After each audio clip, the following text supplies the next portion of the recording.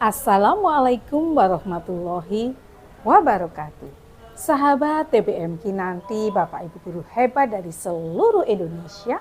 Ketemu lagi dengan saya Ibu Emi Sudarwati dari TBM Kinanti Baurno, Bojonegoro, Jawa Timur. Pada kesempatan kali ini, saya akan melanjutkan membaca salah satu kisah dari buku Dahlan Iskan Juga Manusia, sebuah pengalaman pribadi mengenal Dahlan Iskan, karya Ibu Siti Nasyiah. Pada kesempatan kali ini yang akan saya baca adalah pada bab 9 atau pada jilid 9 dengan judul Ngojek dan Tukang Ojek. Dapat meja paling depan ada enaknya, tetapi juga banyak tidak enaknya. Enaknya, setiap ada tamu-tamu penting yang akan ke redaksi, aku bisa mengenal lebih dahulu. Begitu ada yang mengirimkan makanan, aku yang lebih dulu menerimanya. Tapi giliran yang tidak enak, aku juga bagian paling dulu pula. Selain jadi langganan bayar taksi Pak Bos, aku juga kerap ditagih uang oleh tukang ojek.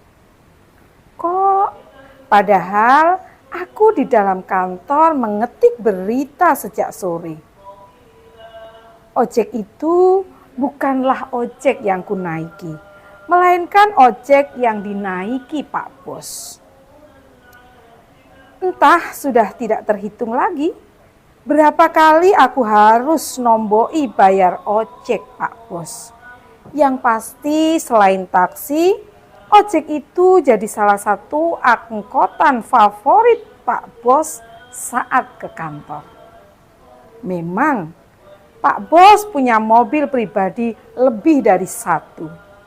Ada yang mereknya BMW, ada Mercy, juga Toyota Kijang.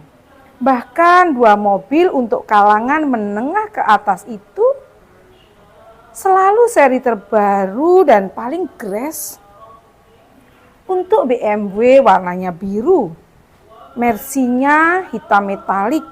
Aku juga heran kemana mobil-mobil tersebut hingga membuat Pak Bos harus naik ojek dan aku yang kena getahnya.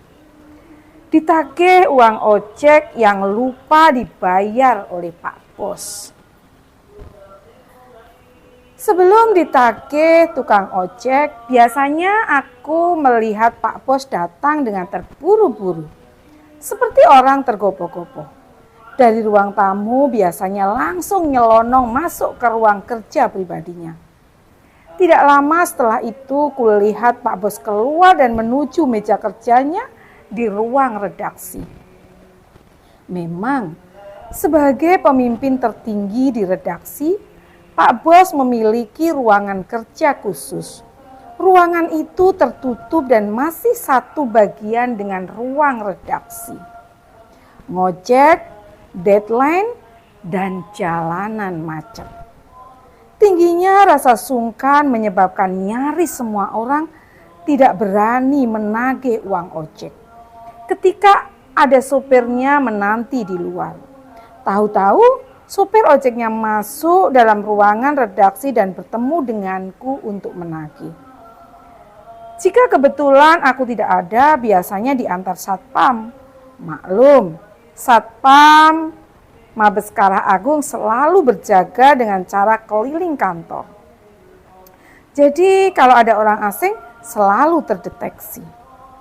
Lucunya hampir semua sopir ojek tidak mengenal Pak Bos. Buktinya pada saat menagih hanya mengatakan ciri-ciri dari Pak Bos. Jika sudah demikian, akulah yang kepotokan. Aku sendiri sungkan menagih langsung, karena kulihat begitu masuk ke ruang redaksi, Pak Bos langsung duduk dan konsentrasi penuh dengan komputer. Lah itu loh Mbak orangnya. Tadi saya disuruh ngantar kemari dari Hotel Oren.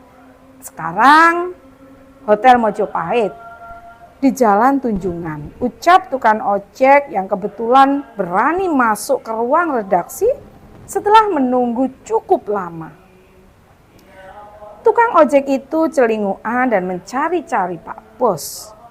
Tapi karena tidak berani masuk, akhirnya menemuiku yang kebetulan ada di meja paling depan. Akhirnya uang pribadiku keluar Rp10.000 seperti yang dia minta. Kasus ini bukan yang pertama, melainkan sudah yang kesekian kalinya. Seringnya Pak Bos naik ojek, sering pula aku yang harus bayar. Bukan apa-apa, karena ngojeknya Pak Bos itu selalu disertai dengan keterburu-buruan. Jika sudah demikian, Pak Bos pasti lupa. Karena setelah itu pasti ngadep komputer dan letak-letuk. Pernah suatu malam, Pak Bos datang dengan langkah seperti ngejar maling. Begitu masuk ke kantor. Padahal kala itu jam sudah menunjukkan pukul 22.00. Sambil berteriak, "Pak Bos, nitip berita untuk halaman kota." Isinya tentang pembukaan kelenteng Sanggar Agung yang ada di Komplek Pantai Ria Kenjeran. Dalam berita itu Pak Bos menuliskan adanya atraksi barongsai yang pertama kali dimunculkan. Aku tahu persis, karena dalam akhir berita kodeku dicantumkan. Dan sebelum diserahkan ke redaktur kota yang dipimpin Ali Murtado, aku diminta membaca terlebih dahulu. Namun setelah itu Pak Bos lari lagi lewat belakang dan entah kemana lagi. Setelah itu tak kulihat lagi sosok Pak Bos di ruang redaksi. Tak lama aku dapat tagihan tukang ojek yang rupanya menanti cukup lama di teras joglo. Lagi-lagi Pak Bos lupa membayar. Kepadaku tukang ojek bilang baru saja mengantar dari Kapas Kerampung. Pak Bos turun dari mobil mewah dan langsung nyengklak ojek minta diantar ke Karang Agung karena jalan macet. Intinya Pak Bos mengejar waktu deadline agar berita pembukaan kelenteng agung itu bisa diberitakan di Jawa Pos esok harinya. Karena takut kelamaan dengan perjalanan mobil, Pak Bos turun dan memilih naik ojek. Efektif dan pas memang. Halaman kota sudah masuk layout saat Pak Bos mengirim beritanya. Karena tulisannya press clip, Mas Ali Murtado tak mengeditnya lagi, melainkan langsung masuk mesin layout. Jika saat ini Pak Bos naik ojek untuk sebuah tugas kenegaraannya, itu hal biasa. Hal yang tidak pernah diperdebatkan. Apalagi disebut pencitraan. Karena sebelum jadi seperti yang sekarang pun, Pak Bos sudah kerap naik ojek. Lebih gila lagi kalau dianggap kurang kenceng. Pak Bos lah yang gantian jadi tukang ojeknya. Sedangkan tukang ojeknya yang asli duduk di belakang dibonceng Pak Bos. Yang terpenting bisa tancap gas Demikian tadi kisah dengan judul Ngojek dan Tukang Ojek dalam buku Dahlan Juga Manusia. Sebuah pengalaman pribadi mengenal Dahlan Iskan, karya Ibu Siti Nasiah.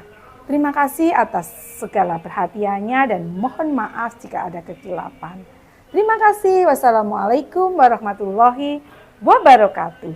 TBM Kinanti maju bersama literasi Indonesia.